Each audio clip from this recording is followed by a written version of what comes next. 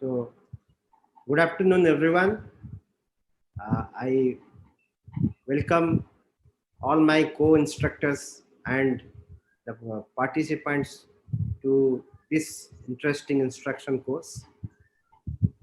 As you all know, uh, we as ophthalmologists somehow or other are associated with one surgery definitely, that is cataract surgery, and none of us like the situation called aphakia.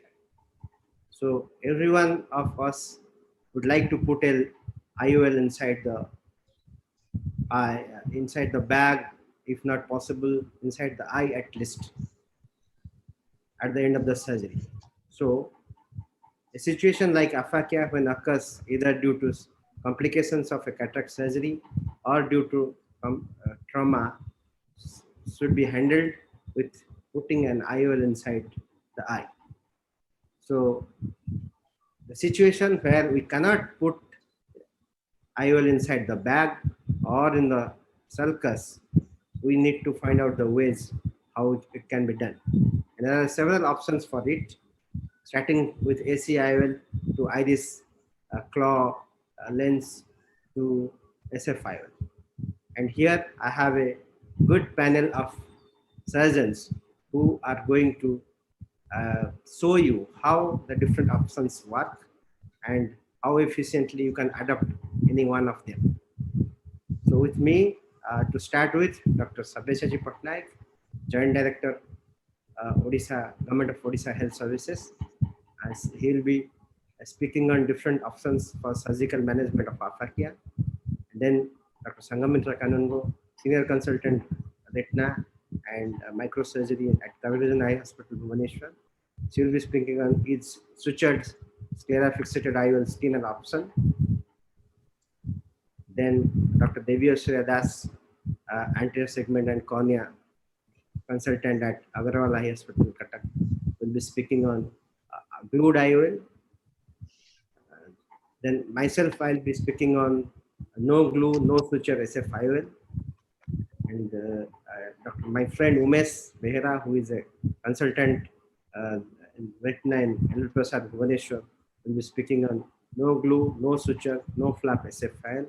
And my colleague at JPM Rotary Eye Hospital, Dr. Anuja, is going to speak on no glue, no suture, no flap SF IOL with guided haptic extrusion. So we have all the options, all the delicacies. You can test each of them and also cook them at your home indirectly at your operation theater. So with this introduction, I would like to start the course with Dr. Sabyasachi Patnaik.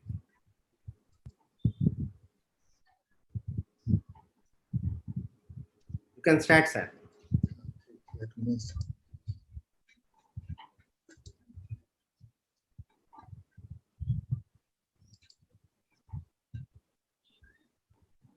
Is my screen visible?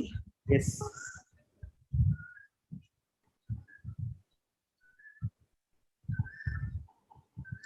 So, good afternoon, everybody. At the outset, I must thank Dr. Santosh and IIOS for giving me a scope to present before you the various surgical options in case of aphakia, which we do not like to have, but many times we face a situation. In order to give a clear vision to a person with aphakia, we have to think about that and do something for him to see clearly without going for a aphakic class. So I don't have any financial disclosure, but I have taken some videos from YouTube of Dr. P.K. Mohanta. So surgical treatment of aphakia remains controversial and challenging because there are various options available and we have to decide on the table or afterwards which one is suitable for the patient and in which way we are comfortable in doing that. So depending upon that, we can decide a method by which we can correct the aphakia and give good vision to a person. So finding a technique that is easy and quick to perform but has low complication rate is the most important thing to decide.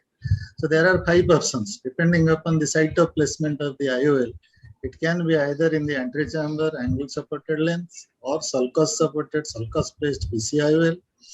Iris fixated lens either in the antechamber or in the posterior chamber enclaved to the posterior surface of the iris, or scleral fixated IOL with options like sutured IOL or sutureless with and without glue. So these are the options that are being available nowadays for all of us to do.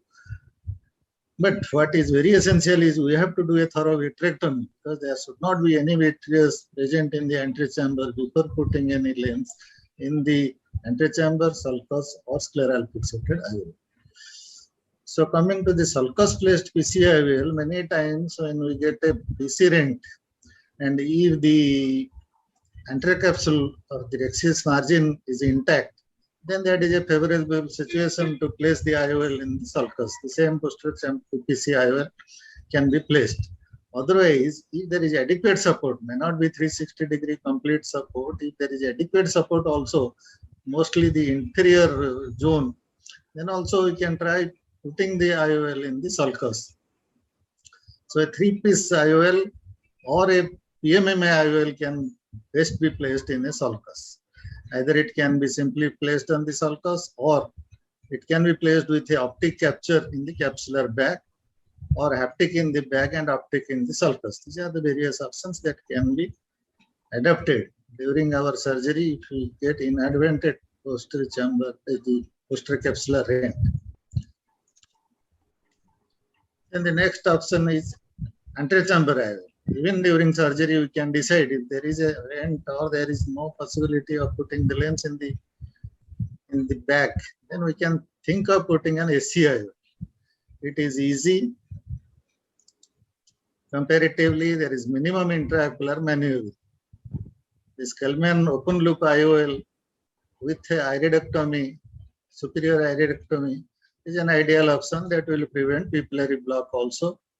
But there are possibilities of complications like bullous keratopathy, can be secondary glaucoma, macular edema, retinal detachment because of mishandling of the vitreous of the IOL. Especially not recommended in young eyes with insufficient iris tissue, shallow anterior chamber, or extensive peripheral anterior synetia. These are certain things in which SCIOL is not indicated. Otherwise, SCIOL is also a safe option if you can do it properly. So we have to place the IOL in the antechamber, then dilate and keep it horizontally. Next option is iris fixated IOL. The advantage is there is no externalized sutures. So there is reduced chance, low risk of endophthalmitis, and the conjunctiva is reserved because we are not touching or dissecting the conjunctiva in any way. Because it is not ideal in patients with significant iris trauma, in traumatic cataract, or at risk of iris pathology like floppy iris. So option of iris fixation can be sutured or clipped.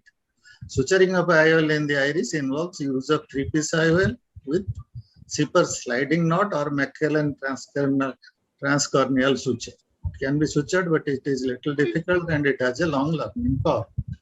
Coming to the iris fixated clipped IOL, claw IOL, then it was propagated by Wurst in 1972 onto the anterior surface of the iris. Safe, effective, predictable, without any angle compromise, but there can be possibility of endothelial cell loss in narrow anterior chamber.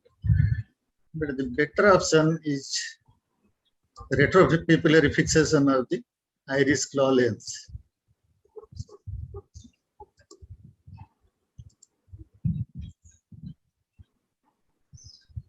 When the lens is placed in the anterior chamber, then it is rolled. The optic is rolled very firmly, not very tightly. And one haptic is introduced below the iris.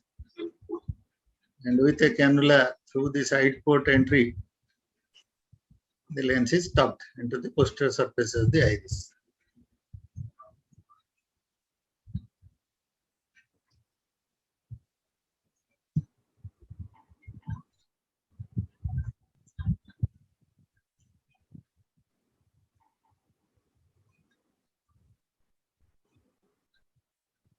So in similar way, the other haptic is also taken back of the iris Then with a cannula, slight pushing the haptic, it is tucked onto the posterior surface of the iris. Little easier, comparatively easier to do, and many people are doing this method also to provide treatment in aphakia. Coming to scleral fixated IOL, in which we are going to have extensive discussions in the various techniques. It can be again suture fixated or sutureless fixation. Suture supported IOL has advantage of fixation in the posterior chamber. Surgical technique is little difficult, requires a longer surgical time and longer learning curve. Can have lens tilt, suprachoroidal and vitreous hemorrhage or retinal detachment. Erosion of the conjunctiva with the exposition of the fixation suture also at times happens with the risk of endophthalmitis. Breaking of suture leads to IOL dislocation. These are the things we have to be very careful and decide so that we can have a good postoperative outcome. Then in sutureless, there are two options, with glue and without glue. So all these things will be discussed in subsequent presentations in detail. And I think all of you will have a very good idea how to handle the aphakia by surgical means. So to conclude, surgical management of aphakia can be a challenging task for skilled surgeon also. So there are various variety of surgical techniques and options. Each strategy has its advantage and disadvantage.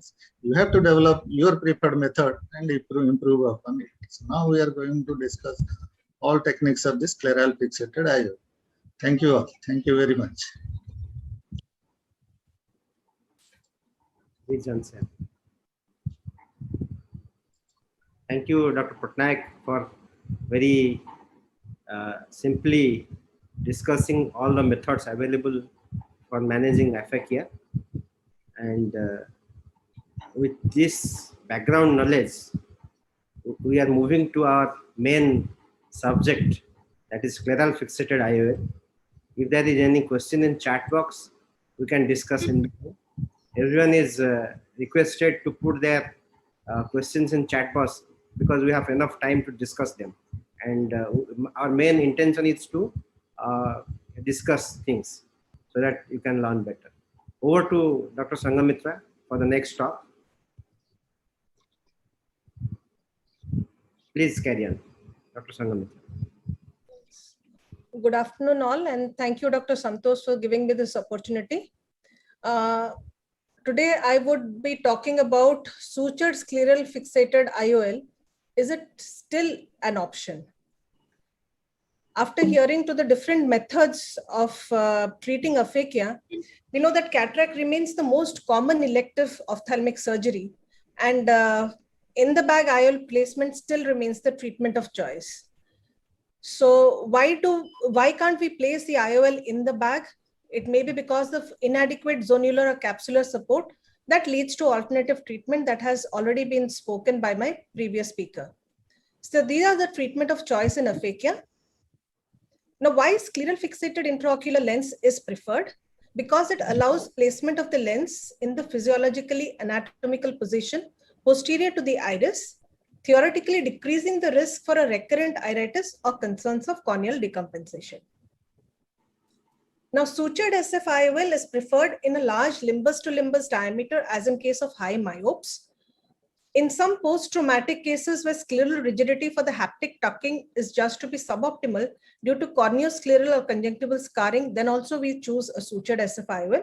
Or in case of younger children with lower scleral rigidity, who may do better with suture technique, especially using a stable, long-lasting suture. Now, this is a video showing a normal, how do we do a scleral fixated IOL. Now, two partial thickness scleral flaps are made 180 degree apart. Then about 1.5 to 2 millimeter behind the limbus, a straight needle is inserted, which is exteriorized with the help of a 26 gauge bend needle that is put again 1.5 to 2 millimeter apart on the opposite limbus. The straight needle is put into the hub of the bent 26 gauge needle and is exteriorized. After you exteriorize, the suture that lies just behind the iris is pulled out through the SICS wound anteriorly. and then the suture is cut in the middle. Both the ends are then tied into the eye of the scleral fixated IOL.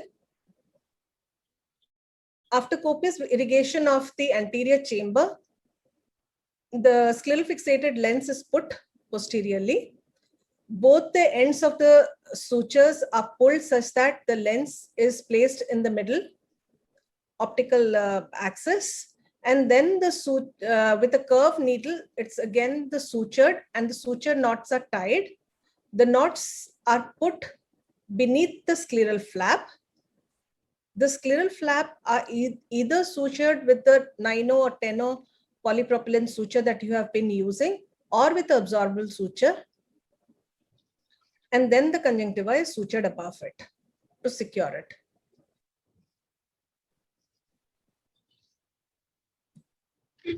So SF-IOL doesn't go without complications. We may have complications like, as sir had mentioned, subluxation, dislocation of the IOL due to suture degradation. Now this was, but it is of importance, and you need to know the technique, because as you see in this case, this was a PC IOL, IOL bag placement of the IOL done about 10 years back, where there was capsular phimosis, and the IOL was pulled to one of the sides. One of the haptics is pulled. Now, in such a case, what we did not take out the IOL. Rather, phimotic area, it was cut clean. Then a scleral flap was made. Then through the scleral flap, a 26 gauge needle, bent 26 gauge needle was again put 1.5 centimeter from the limbus. And the end of the needle was first put behind the haptic of the IOL.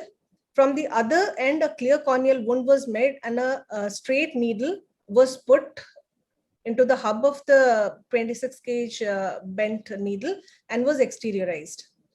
Again, the 26 gauge needle was put a little bit apart from the first one, and this time it was put above the haptic.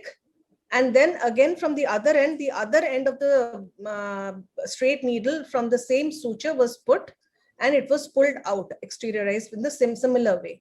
Then both ends of the suture were tightened, a knot was placed, and it was placed beneath the scleral flap. This is how we, without taking away the IOL, we could again stabilize it. So next case was a post-traumatic case where there was a corneal tear and a traumatic cataract. The corneal tear was sutured, and the traumatic cataract was the surgery of the traumatic cataract was done, and then after that a scleral fixated IOL was put in the sulcus, but that it was dislocated. As you can see over here, half of it is into the vitreous cavity. So in this case, again, we did a vitrectomy. We cleared the vitreous surrounding the IOL. We picked up the IOL with the engrasping forceps, took it out through the anterior segment. We did two partial thickness scleral flaps 180-degree apart.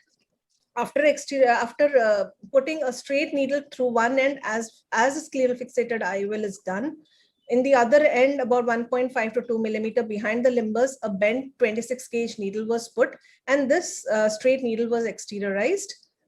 The suture was picked up from the midpupillary plane outside. It was cut, and both ends of the scleral fixated IOL that we had taken out was again fixed. So we didn't have to burden the patient by putting another one IOL. We reused the same IOL that was used. And then the same procedure of putting the IOL back, pulling both the ends of the haptic such that IOL is centered, and then both the ends were secured, the knot was cut, and it was put behind the partial thickness scleral flap. So as I said earlier, the complications of sutured SF-IOL is IOL decentration or subluxation, optic capture of the IOL, endothelial cell loss, and suture-related complications. Now, what are the suture-related complications? They may be suture degradation, suture breakage in the long run, unintentional or intentional small suture which lead to untying of the knot, and slippage of the haptics from the suture through the tissues. So how can you decrease the suture related complications? We can bury the suture underneath the scleral flap as was shown. We can keep a longer suture which lies parallel to the sclera. If you keep a shorter suture length, probably there will be untying or unfolding of this knot, and that leads to slippage of the knot. You can use a 9-gilo-propylene suture which can withstand trauma and degradation to a greater extent. Why is this so? Because compared to a 10-0 polypropylene, 9-0 polypropylene has got a larger cross-sectional diameter and a 60% higher tensile strength. So after listening to all this, do you think still sutured SFIL still have a choice? To me, yes, it does have a choice. It is always better to learn as much of techniques as you can do in surgery, such that you might require it sometime or the other. And above all, it is cost effective. To me, it had a small learning curve, probably because I was introduced to it first. Rather than at our time, probably in fellowship, we were not doing sutureless scleral fixated IOL. Sutured SFIOL is time tested with a 4-fold number of studies and 8-fold number of eyes in comparison to sutureless SFIOL. To conclude, sutured SFIOL remained the most studied technique and the most popular option in unique patient populations, such as in young patients or in Marfan syndrome.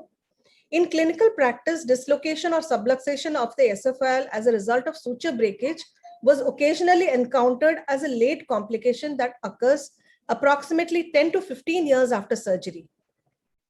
I have not encountered one as yet.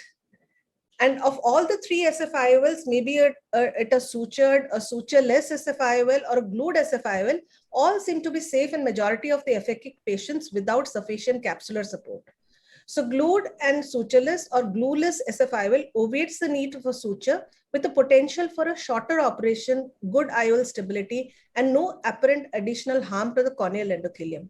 And these all will be talked about by the later speakers in length. So thank you for this opportunity.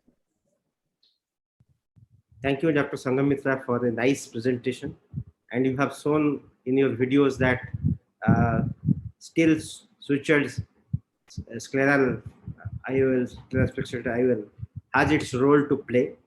And towards the end of your talk also, it seemed to us that still sutured IOLs have a chance to. Thank you. We are going for the next talk by Dr. Debi Asira Das.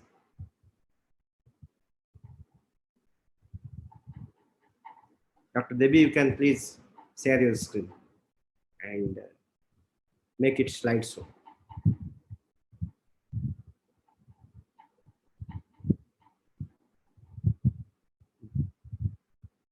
It's down here.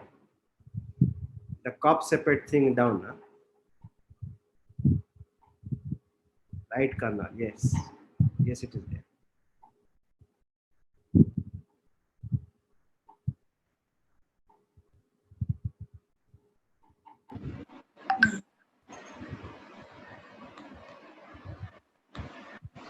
So I'll be starting the talk on.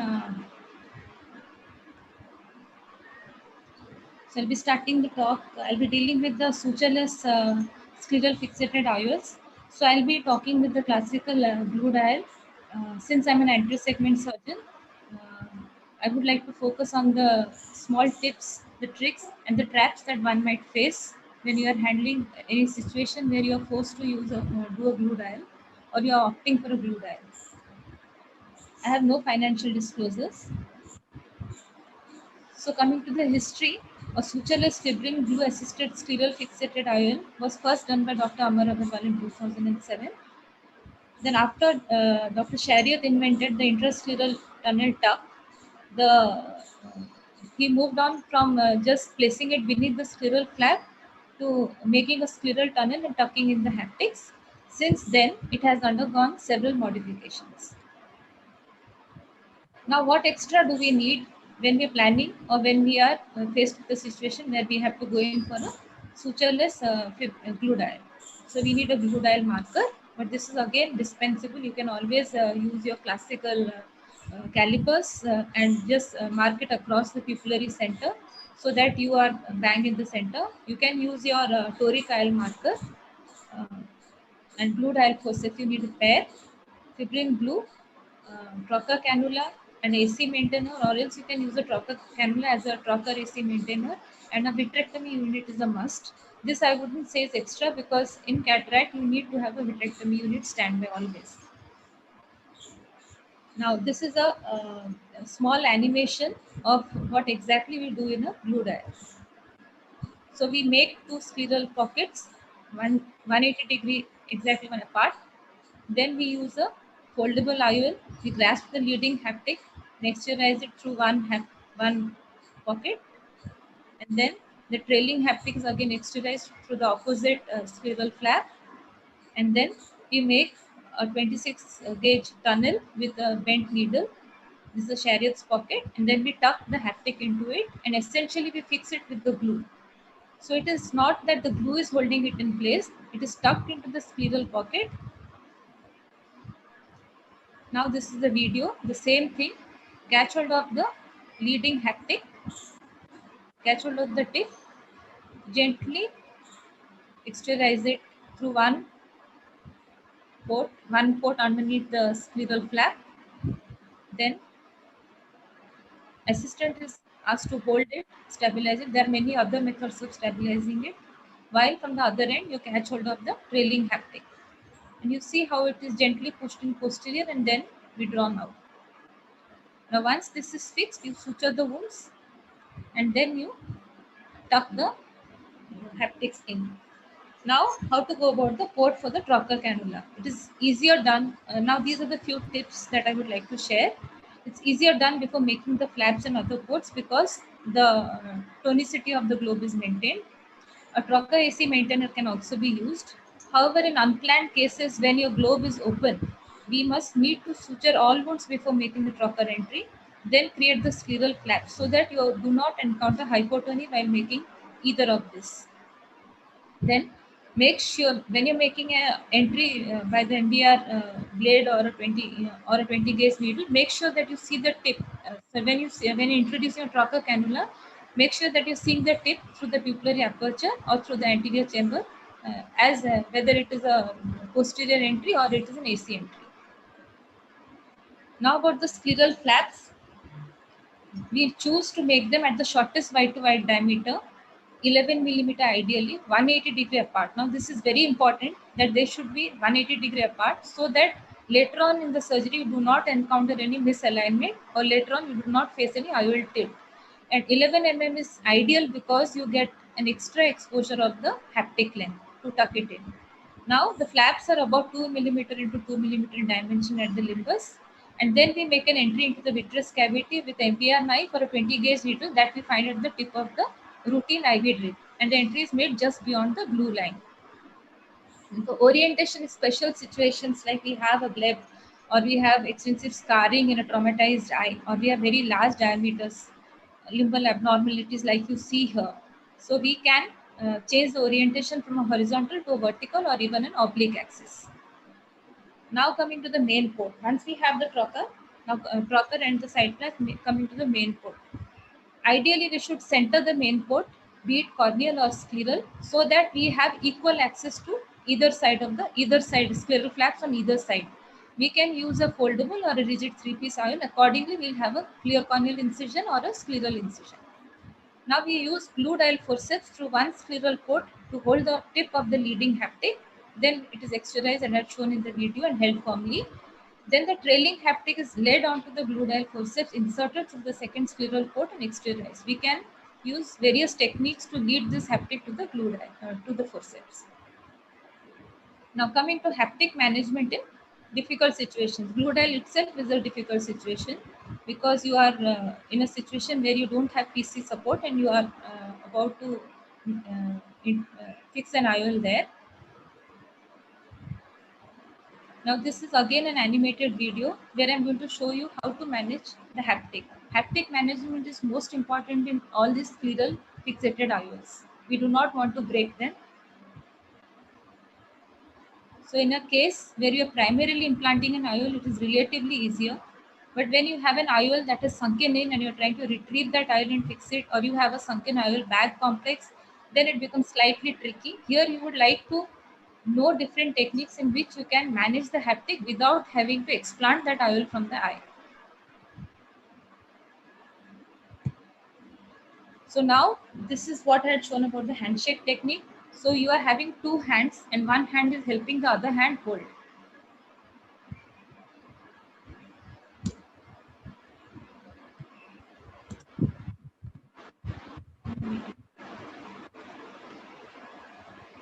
Yeah. So here we'll deal with the handshake technique. Again, this is an animated video. First you hold, now this is the video where you see we are not able to find the tip of the haptic. So one, we are gradually getting to the tip with the help of two forceps. Now when you're injecting a glue dial, it's a 3-piece IOL, and here I'm showing a foldable IOL. It's better if you draw out the tip of the leading haptic slightly from the cartridge so that there's not too much of manipulation in the eye. So when you are holding, you already have the tip out, and then you gradually grasp it and then gently push the plunger. You're not pulling the IOL. You're generally pushing the plunger, and gently that haptic is being exteriorized. Now once you have the IOL open and enough length of the haptic is freed, you gently withdraw that haptic through one opening in the under the scleral flap, and then this is how you use a handshake technique.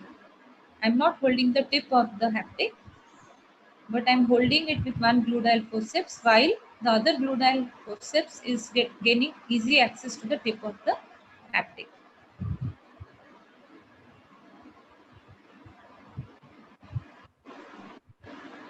Now once both the haptics are out, the main wound is sutured. Then the gabor-Charrier pockets are fashioned at the base on a wall of each flap with a bent 26 gauge needle. Then the haptics are tucked. Closing vitrectomy is performed and the fibrin glue is applied.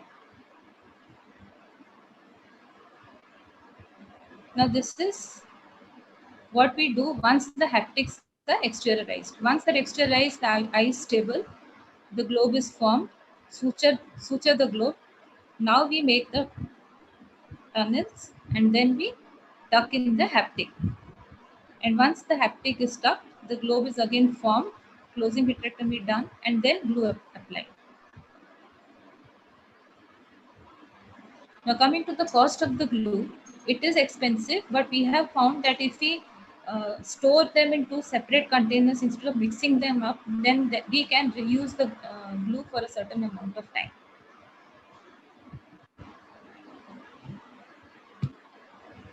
Now, what are the intraoperative complications that one might face? Hypotony and choroidal effusion. This is definitely what we would not like, whether intraoperatively or postoperatively. So the trick is to always make the entry when the globe is tonic, not when it is hypotonic. So you do not have any choroidal effusions. Always see the tip of the instruments. When we inadvertently hit the base of the iris when we are making an entry, then we can have a bleed, or else we can have seepage from the conjunctiva, especially in traumatized eyes and inflamed eyes. Then flap related, sometimes we have a flap loss, especially in the learning curve. That we can always suture back that flap piece, so do not throw it away. And when you have a misalignment, of course, you can play around a little with your haptic and or else you have to change the position of your flap again. Then IOL loss into the vitreous, of course, an anterior segment surgeon find it difficult, so this is to be taken over by your vitreoretina colleague. Now, so the drive home message is it is a very good option when you have no PC support and when you want to put in an IOL in that patient. And here it is found in near anatomical position. There is no clinical pseudophacodonosis noted, and good IOL positioning without significant tilt, both in the horizontal and vertical meridian, has been documented. Thank you. Very nice illustration with the animated videos for the beginners. I have two questions. One, first, you told sometimes you use infusion cannula or AC maintainer, and sometimes you don't. And that is also shown in the videos. And you also use both foldable and rigid IOLs. Can you give us the situations where for these two? No, I always use an infusion cannula. I prefer a posterior trocar cannula infusion. AC maintainer we can use, but AC maintainer becomes bulky. So we have found that if we use the AC trocar itself as a AC into the AC and use a trocar AC infusion, then we have more space in the AC for handling instruments. So we always use an infusion. We cannot do a scleral fixated eye without using an infusion because most of these eyes are already vitrectomized, or on table you may have to do a vitrectomy. Most of them are traumatized. Otherwise, what is the cause for aphakia? So most of them will be having some amount of trauma or vitrectomy either prior or during surgery. So we need an infusion. We cannot do a scleral fixated eye without infusion. We should not do. And about situations when you use foldable IOLs and rigid IOLs. The first option would be foldable IOL, but in our country, economy also plays a large role, major role. So some patients may not be able to afford a foldable IOL. So in those cases, we go in for a rigid IOL, and sometimes we have a patient who has come in with a prior SICS or a prior ECC, who already have a large section. So it doesn't make sense going in for a foldable IOL in them. They already have a section and a large section there. So in those cases, it is always all right to put in a rigid IOL. That has to be some duration within which you have to like use the same section. Yeah, yeah. Most of them will come post-operatively with a complication and with the complaints that they cannot see. They'll be having some vitreous. They'll be having some complaints associated.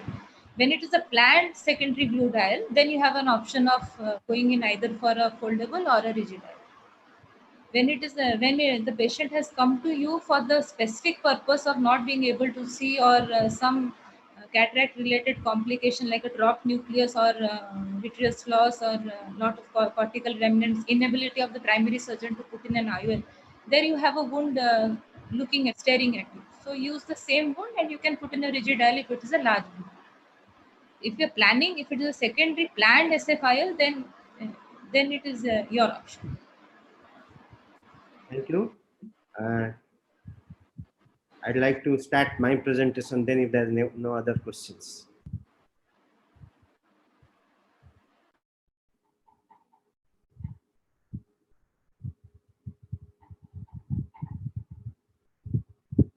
So good afternoon, all of you again.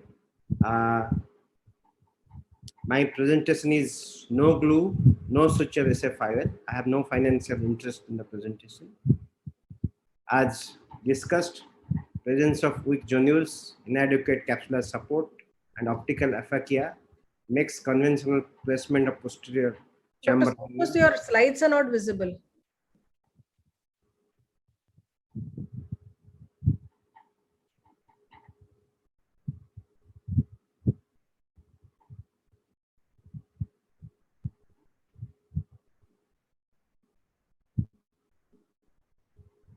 Is it visible now?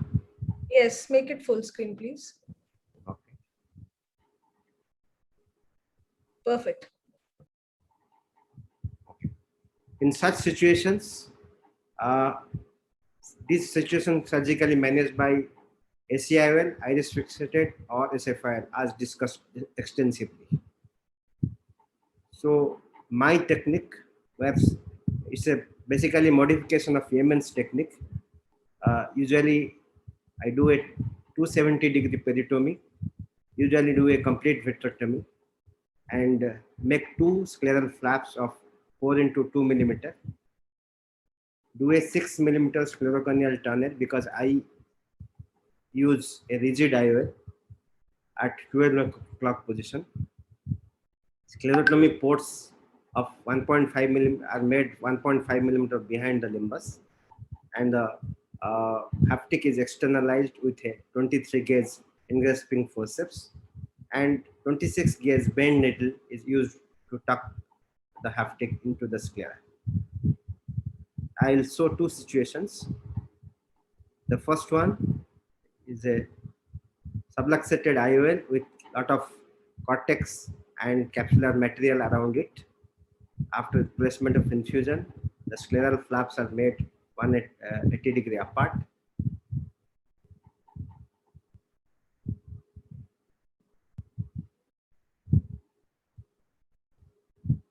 Scleral tunnel at 12 o'clock position ideally, as because there is a lot of cortical matter, it is being difficult to hold the IOL. Now it is being delivered, taking care not to have more iris tissues outside the thing. And this is most important. I'm pulling the all the cortical and vitreous material into the pupillar area again, chewing it out, then going for vitrectomy. Usually complete vitrectomy is performed. You can see this optic is being pulled by a engrasping forceps and comes out.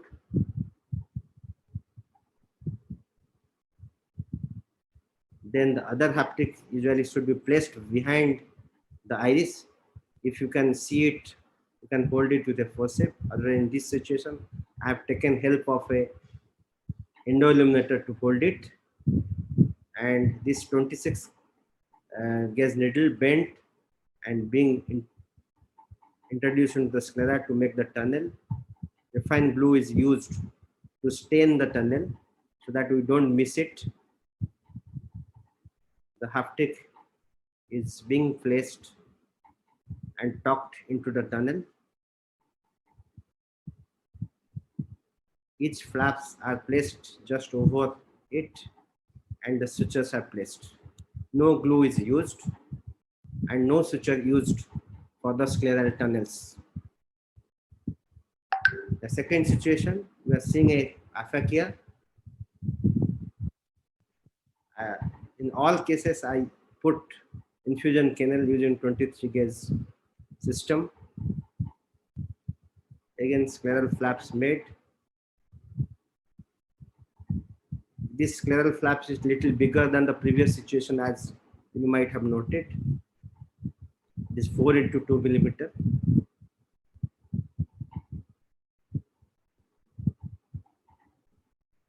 Scleral tunnel made at 12 o'clock position. This is a dropped IOL and almost lying over the retina. It's a foldable IOL. So holding the haptic, taken out. Again, here you can also see the handset necking is used to take out the IOL. And taking care of the iris is being taken out outside. And the pupillar margin is cleared of vitreous. This is induction of PVD. I usually induce a complete PVD and do a complete vitrectomy to avoid complications postoperatively in long term, also to avoid retinal detachment. You can see this tricky situation where I was trying to put this IOL expecting a part of sulcus but could not. Now, as because the position is altered, I'm trying to make it upside down to make the IOL in proper position. Haptic should be facing towards me, the primary leading haptic. Now this is the leading haptic is out. Trailing haptic, I'm making a scleral tunnel. In the same fashion, putting it again. Why I wanted to show this is the situation where you may face inadvertent situations, and this technique helps you to tackle those inadvertent situations like a falling IOL, a dropped IOL when you are putting it, or when you are not able to catch the haptic easily. So you can tackle everything with this technique. So to discuss a standard 3-port PCIOL, which is usually used for like other cataract surgeries with an overall length of 12.5 to 14 millimeter is used in these cases and ensures stable fixation in the posterior chamber. A large optic diameter of 6 millimeter reduces the risk of significant post-operative decentration. In addition, the longer haptics, when externalized along with its curvature, stabilizes the axial positioning of IOL and thus reduces the IOL tilt. So I have compared my technique with others published material like Kumar et al., Yemen et al., and Skouladis et al., where the complications are compared. The usual complications may be hypotony, CME, vitreous hemorrhage, all decentrational treatment of the IOL. You can see it is almost comparable, except little more hypotony in this situation, maybe because of the 23 gauge nature of the MVR blade. But these are well controlled with systemic steroids for a short course. So you can see situation like this where you have less iris tissue. This is a case of Marfan syndrome. Bilateral aphakia was there, lensectomy done prior in the childhood and well taken care of by the SFIL. So to conclude, this method of IOL implantation appears appropriate for eyes with deficient or posterior capsule or others. But most importantly, it is helpful to tackle inadvertent situations where you can face, like I have shown in my videos, and also cost effective, and the IOL which we use is easily available. So you have full control to handle the surprises. Near total clearance of the vitreous is achieved, and it allows use of light pipe to tackle trailing haptic when required, and it is cost effective with a 3-piece rigid IOL being used, and minimal possibility of haptic exposure or conjunctival erosion, as you are putting the haptic inside the scleral tunnel very nicely. Thank you very much. I'll be happy to take any questions. I have one question. Dr. Aishwarya or Dr. Santosh can answer it. Now, supposing while exteriorizing the haptic, if there is a bend or there is a you break the haptic, what do you do in such cases? Bend usually does not cause a problem because anyway you are putting it in the scleral tunnel. Slight bending does not cause any problem. And also in my case, if there is a small break, you can adjust the length of the haptic and put it. Yeah, even I would do that. If there's a fine bend, then it's fine. We can go ahead with the surgery. But if it's bent too often or it is broken, then it becomes a problem. And so ideally, what I do is once we exteriorize it, only then I make the chariot's pocket, because then you can change the position of the chariot pocket depending upon the length of your haptic that is exposed, that is at your disposal to tuck in. If you have already made the tunnel prior, then sometimes if there is a change in your haptic positioning or there is a break in the length, then you might want to tuck in a little closer towards the limbus. So you always make a chariot pocket after you have had your haptics out. Then you can always make a chariot's pocket accordingly.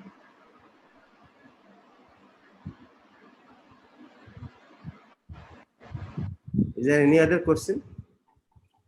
Yeah, Santosh, did you ever consider removing the IOL altogether and placing a new one if you had the haptic little bit kinked or distorted? To remove fully? Yes. No, little bit kinking or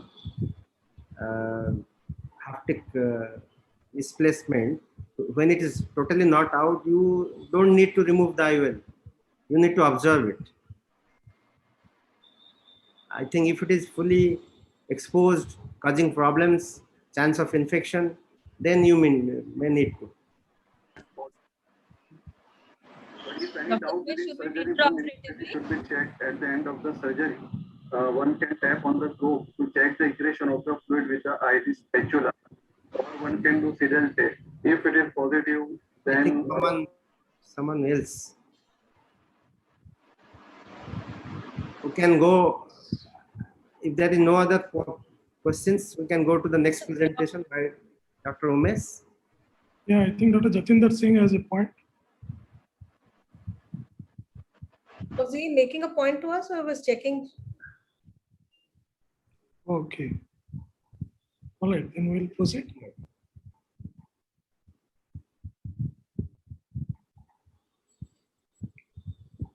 Should we proceed, Santosh? Yes, yes, please. With this, I would like to invite Dr. Umesh to present his way of scleral fixated IOL. And I would like to inform all that this video, which is going to show, has won 2 awards in the previous AMS. Over to Dr. Umesh. Yeah, can't thank you enough, Santosh, for giving this opportunity. It's such a privilege to share my work on this platform. The technique that I'm going to describe today was intended for our residents or junior doctors who are posted in the periphery. So they are generally asked for cataract surgeries, and if they faced any problems intraoperatively, placing the lens or loss of a bag, then they could use it. So we simplified it to suit their needs and encouraged them to use a rigid intraocular lens with a little bit of modification from the previous techniques that you had. And this technique is called a bent haptic technique. This particular technique won the runners-up award last year for best surgical procedure or innovation. So this study was a prospective study on 43 eyes. We had prior ethical approval, and we did include children in this particular study, and the mean age of the subjects was close to 50 years. So this is how the surgery goes. Bending the rules to make scleral fixation cost-effective. No better way than using the instruments commonly used in small incision cataract surgery. What could be required in addition is a reusable trocar, MPR blade, tissue marker, and a lens folding forceps.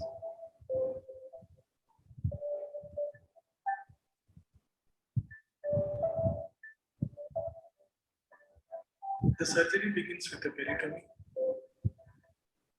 The relaxing cut is made at 10 o'clock, and the peritomy is extended clockwise up to 4 o'clock and anti-clockwise to 8.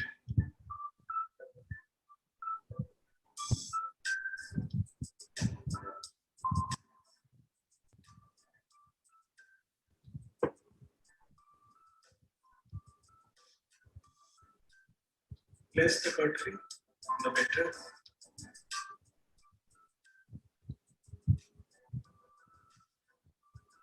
At 1.5 millimeter from limbus, with the help of a 23 gauge vitrectomy trocar, a partial thickness scleral pocket is made.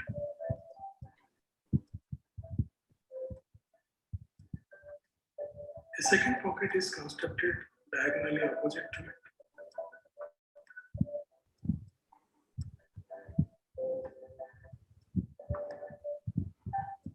And the entry side is stained with ink.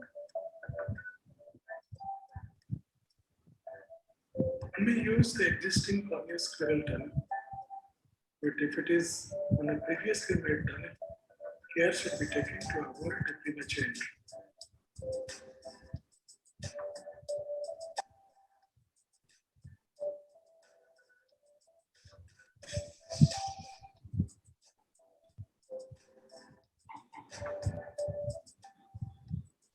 After securing an anterior chamber maintained, the sclerotomy is made right at the entrance of the scleral pocket, and the patency is established with the closed blades of lens folding forceps. Chamber is entered. 26 case needle is bent at 45 degrees, and a silicon sleeve is threaded onto it to receive the lens haptic.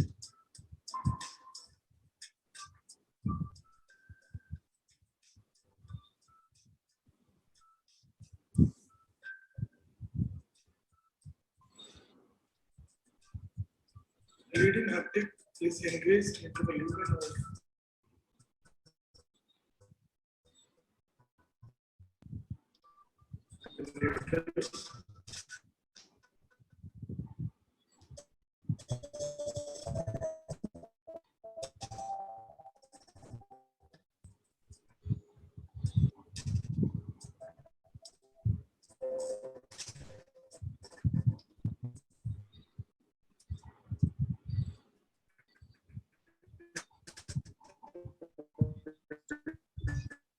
Video not running. Not moving properly.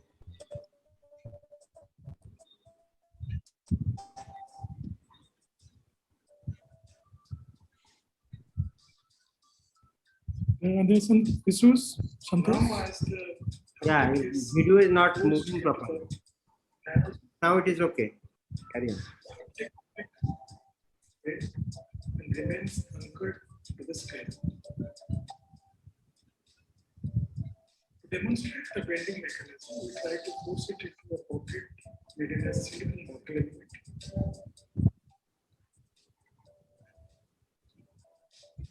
As it goes in, bends the tip.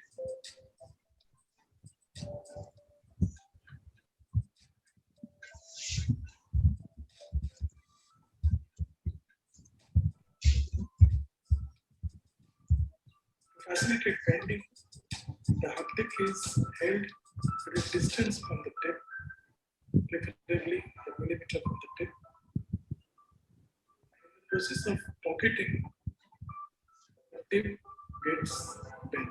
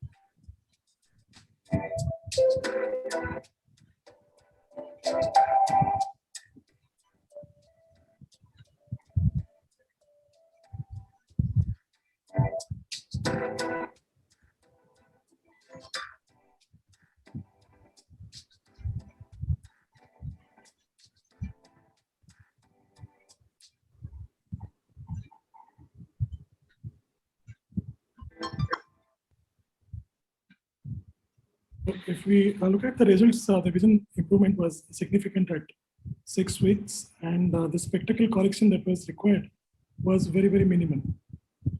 So the lens tilt and the centration were independently evaluated, and the centration and the tilt, which was noted on ultrasound biomicroscopy, was satisfactory. However, we had few of the complications which were transient in nature, like a choroidal detachment. It was not present at week 6, although it was seen in early post-operative period. But the most common complication of this particular technique was vitreous hemorrhage, which resolved on its own by 2 weeks. And there was only a single case at 6 weeks that resolved. Cystoid macular edema and subconjunctival haptic exposure did occur, and it was in just 2 of the patients. We had an interesting observation in this particular case series. We found few of the deposits, pigmentary deposits or cellular deposits on the intraocular lens surface, which appeared at 2 weeks follow-up, but it was not progressive. It remained constant till the last follow-up of these patients. And it was seen mostly in those eyes which had endophthalmitis previously or had trauma or a scleral tear repair previously. Possibly the inflammation of the previous surgery had given rise to a reactivation or a a worsening of the inflammatory. Maintainer? Yeah, I do use an AC maintainer since it is convenient for me. I barely ever go into the vitreous cavity. So it's mostly an anterior segment surgery. So in rare situations where there is slippage of the haptic, then I would require, but in this entire case series, I didn't have to go into the vitreous cavity in any of these cases. Since I'm guiding the haptic through the needle, that's why the slippage chances are very, very minimal. And you had another question? First, all the cases are you have taken are complications of cataract surgery or trauma? Yeah, they included all actually. Few of them were with lensectomy, like microspherophakia or subluxated lens. Few of them were post-trauma aphakia, post-surgery aphakia. But no late complication like RD. How many? What is the follow-up period till now? All the cases. These cases have already been followed up for 1.5 years. So none of them had any IOL dislocation or a retinal detachment. The complications that I listed, they were all transient. Even the cystoid macular edema was resolving with medications alone. Good observation. Right? You showed that the bend haptic bending. You are just demonstrating, or everyone has to do it in that buckle? That's for a demonstration actually. I make a very tight pocket. For me, it's not a tunnel. So it's just a pocket. It has just one opening. The other end is blind. So the bent haptic has to go and rest there. So when I force the haptic tip through that tight pocket, Automatically bent. Yeah, it gets bent and remains anchored. Yeah. And the figure you shown regarding the pigmentation, the same observation we had about few patients in our series also. So might be, as you opined, it's due to presence of ocular inflammation, either due to trauma or previous surgery. If there is persistent inflammation, I think this happens. We need to. It's generally a reactivation of the inflammation, and mostly those eyes had trauma, open glove injuries, or endophthalmitis. Sure. I had one question. Can I ask something? Before closing, Yeah, No, please. you can ask. We have a lot of time. One more presentation to go. No problem. Sanghamitra, you can go ahead. Yeah. Dr. Umesh, I couldn't watch your video properly. Actually, it wasn't running good. So what I was just curious about when you're exteriorizing the second haptic, it becomes actually difficult to engage the haptic into the 26 gauge needle. So that is the time when you have to bend the haptic, or how do you do it? no, the bending is purely done while tucking. While So- engaging the trailing haptic, it's generally outside actually. I bring it out of the tunnel and Okay. maybe that part of the video you missed. Yeah. It was not running actually. Okay. Yes, a lot of, because of maybe internet, it was lag. There is a lot of lag.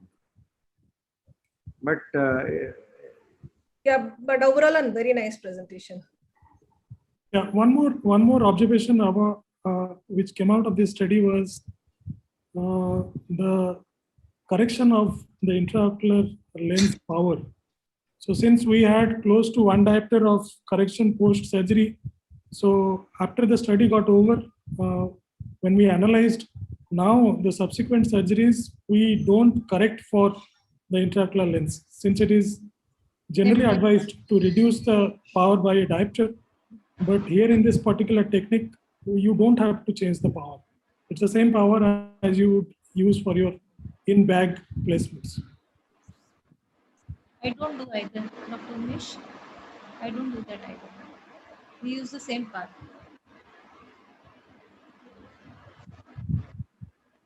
okay, we need to have long follow-ups to see that. Usually reduction is advised for SCIOL and sulcus fixated. Because in scleral IOL, it is in the anatomical position. Almost anatomical position. That's why it's not. So there is no need for reducing the power. but there are studies actually. There are studies on scleral fixated IOL where they have reduced the intraocular lens power. So countering that, we mentioned about. It can be a point of like study. No, that is correct. But in the advantage, they say we are putting it in the anatomical position. Right. This part can be studied in future. Okay, we still have one more presentation. It's very interesting one by Dr. Anuja. Dr. Yes, Anuja, sir. please. Yes, sir. Sir, I had one question for Dr. Umesh, sir. Yes. So, how do you deal with this cellular deposits on the IOL?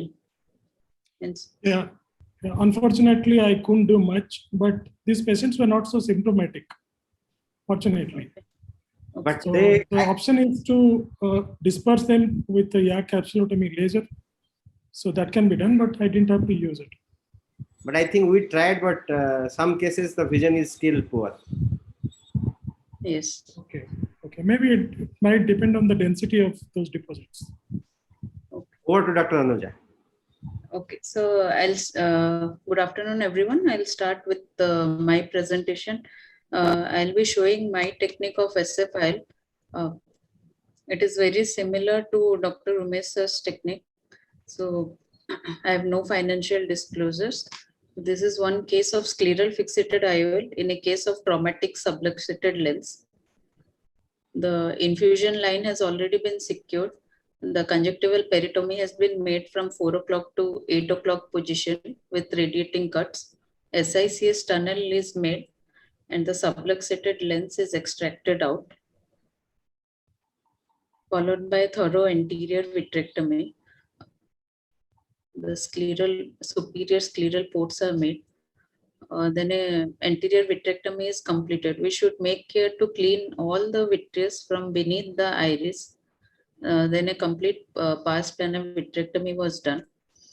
So here I use a bent 26 gauge needle to exteriorize the haptic. So here I am using a 3-piece rigid lens, and I have bent this 26 gauge needle to around at about 60 degrees from the hub.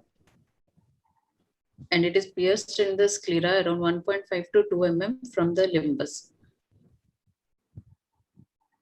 Then the leading haptic is threaded into the bevel of the 26 gauge needle.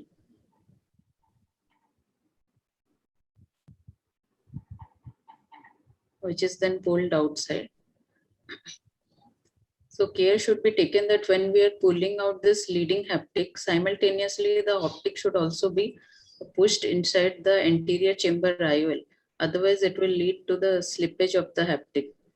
The same method is repeated on the other side, that is 9 o'clock position. The bent 26 gauge needle is inserted. The haptic, trailing haptic is threaded into the needle, which is then exteriorized out. So here we should take note that for each step, a fresh 26 gauge needle should be used. Otherwise, it will just put pressure on the sclera when we are piercing it. Then the intrascleral tracts are made at partial thickness of the sclera to tuck the haptics in. These tracts are stained with trypan blue to facilitate the haptic tucking. It's done on both the sides.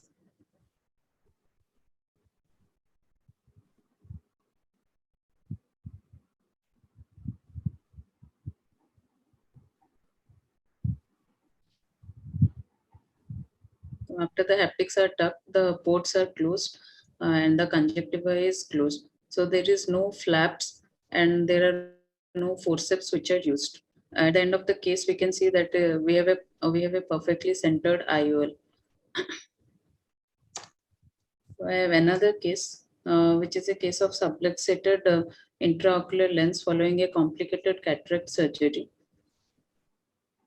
where the same procedure has been done. The infusion line is secured. An SICS tunnel is created because the subluxated IOL is a rigid one. We can perform this technique also using a folded 3-piece lens. The only advantage is that using a foldable lens will alleviate the side effects of astigmatism. So after the lens is explanted out, a thorough anterior vitrectomy should be done. Anterior vitrectomy is very crucial because because whenever we are exteriorizing the haptics, we should ensure that no vitreous comes along with the haptic externally to prevent any traction on the retina. So the same method is done. When 26 needle gauge needle is inserted, the haptic is threaded into the bevel of the needle, which is then exteriorized out. The same procedure is repeated on the other side, 180 degrees apart. Then the haptics are tucked into the intrascleral tract.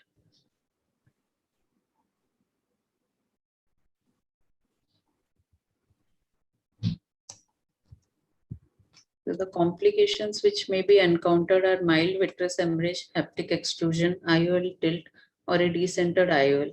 So basically this IOL tilt and decentered IOL is encountered whenever both the side scleral ports are not made at the same point. We should take care that they should be made at the same point either side, that is 1.5 to 2 mm away from the limbus.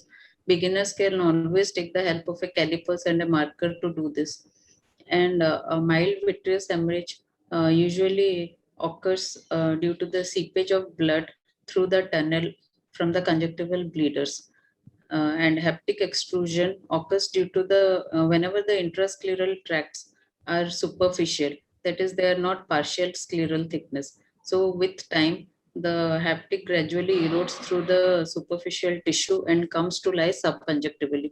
This is one of the photos of my cases at 6 months follow-up, where we can see the haptic has eroded through the sclera and is lying subconjunctivally.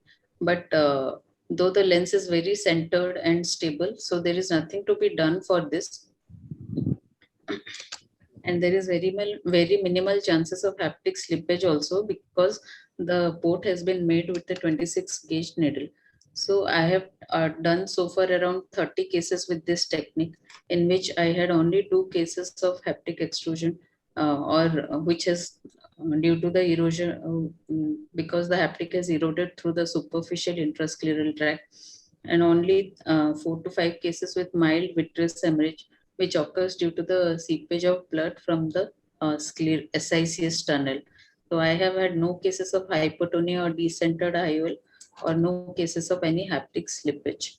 So the advantages with this technique is that because I am not using any forceps or no MVR blade is used, and only 26 gauge needle is used, so this prevents intraoperative hypotony and seepage of blood into the vitreous cavity, leading to the vitreous hemorrhage. There are less chances of haptic kinking or haptic slippage, and lesser dependence on the assistant, because the opening of the 26 gauge needle is very small, around 0.4 to 0.5 mm.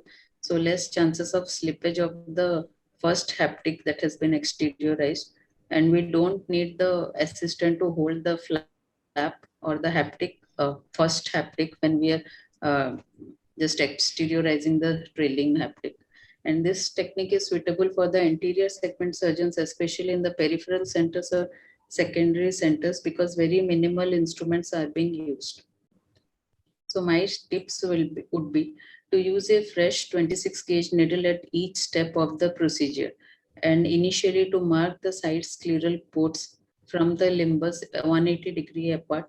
Adequate cautery should be done to the conjunctival bleeders, and we should make sure to create partial thickness intrascleral tracts to prevent the haptic extrusion at a later date. Thank you. Thank you, Anuja. So, as you said, your procedure is very similar to Umesh, but I have noted 2-3 differences. One is Yes. You put say, infusion cannula. You put a infusion for the just like vitrectomy, and Yes. he does not do a vitrectomy, only anterior vitrectomy. You have shown us to be doing almost complete vitrectomy. and he usually, that the name of the technique as he showed is bending the haptics, which you don't do. Otherwise, it almost similar. Yes. So the haptics gets bent when we are tucking it with the forceps. It gets bent in the process. And I have also done it without doing a posterior vitrectomy using a AC maintainer, in which only just like an anterior segment surgeons would do. Yeah. So it's almost similar. I have two questions for you because I sometimes find it difficult to take out the haptic. So is there any direction at which you want to go into to catch hold of the leading and trailing haptic? And at what position is the most convenient position to introduce the haptic into the ports of the 26 gauge needle? So the 26 gauge needle is pierced, is bent at 60 degrees. So it is pierced. Yes, sir, I understand. It is pierced to the sclera perpendicularly. Then the haptic is held at the curve. The curve of the haptic is held and it is inserted. If we hold the haptic at the optic haptic junction So and try to I asked, introduce, but is there any preferable clock hour at which you want to introduce your 26 gauge needle for the leading and the trailing haptic? both at 3 o'clock and 9 o'clock positions, 180 degrees apart only, it is done. Direction. It is inserted perpendicularly. And at what position is the most convenient position to introduce the haptic into the? The haptic is held at the, with McPherson's forceps, it is held at the curve of the C of the haptic. Because if we hold it nearer to the optic haptic junction or at the nearer to the tip, it is always difficult to thread it into the bevel. In the SC, usually you do in the SC anterior chamber, not behind the iris. No, at the pupillary plane. Yes. And second one also near the, what I observed, near the tunnel. Yes, sir. Just beyond the tunnel. Yes, sir.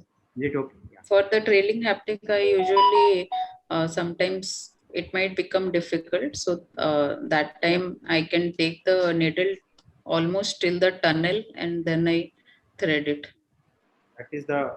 Santosh, I have a question. That is the key point actually, because the trailing haptic always you have a difficulty in putting it inside the hub. Right, I wanted to ask this question. Yes. I have a Dr. question. Krishna is telling something. Yes. I have a question. Yes. Yes, ma'am.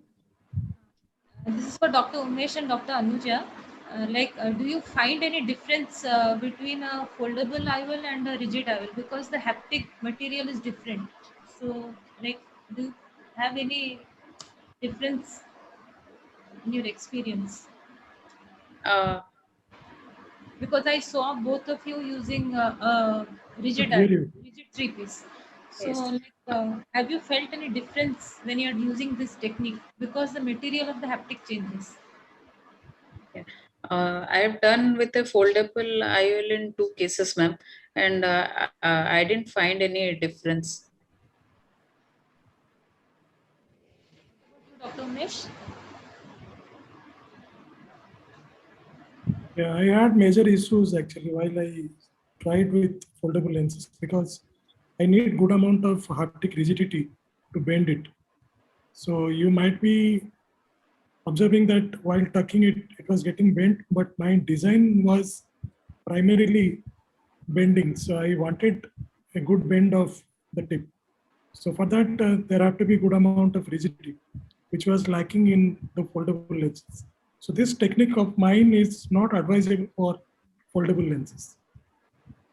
Because the length of the haptic that you need to straighten inside the 26 gauge needle, that is also quite sufficient for you to be able to take it out of that opening, isn't it? Like intraocularly, the length of the haptic that you need to insert into the 26 gauge needle, that has to be quite sufficient, isn't it? It's like almost till the bend of the haptic, the optic haptic bend. No, I couldn't hear your question properly, but what I presume you are asking My question- whether the haptic gets while exterior agent.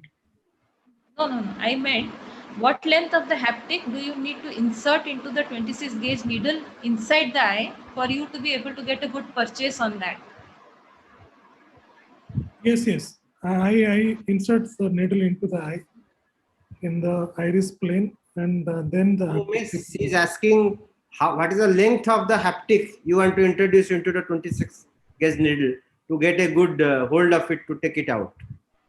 Yeah, I use a locking mechanism, which I have not shown in this video. And I generally teach my students when they see my surgery live. So there is a locking procedure which goes on behind the iris. I can't show it here, but only the tip of the haptic gets engaged for the uh, for the for the first haptic. But for the trailing one, I need to engage it as much as I can, Yes. since I'm doing it outside. Correct. I think it's clearing the doubt. We have 2-3 points in the question box from Dr. Preeti Jain. She is trying to ask with what you gave incision for creation of intrascleral tracts. So is the question for me? I don't know, not mentioned, but for all of us, like for you and Anuja mainly, I think. Yeah, I use a trocar, 23 gauge trocar that I use for vitreoretinal surgery, generally used once. But in place of that, one could use a needle, or MBR blade can also be used. So that's how it goes. The second Yeah. question is, if we make flank ends durability about stability of IOL increase. She's trying to suggest. Is it so? Yeah, if you flange it, it can also stay over there, but there is always a risk of the conjunctiva getting eroded over the flange, because that part of the haptic now is rough. It's no more smooth. So that can lead to exposure of the haptic. Although I don't have any personal experience of it, but people who have been doing it have had this opinion. And thank you, Dr. Preeti, for appreciating our technique. She's writing beautiful technique. Thank you. I think it's for all of us, not for me. Yes. And in my technique, I don't do a incision for the haptic tucking. I just use the 26 gauge needle only to make the tract. Because so that the haptic snugly fits inside the tract. Yes. So I think the question was to Umesh, because it is clear from your presentation, you do it with 26 gauge needle. Right? Yes. Any other questions? Or else we can give the concluding remarks.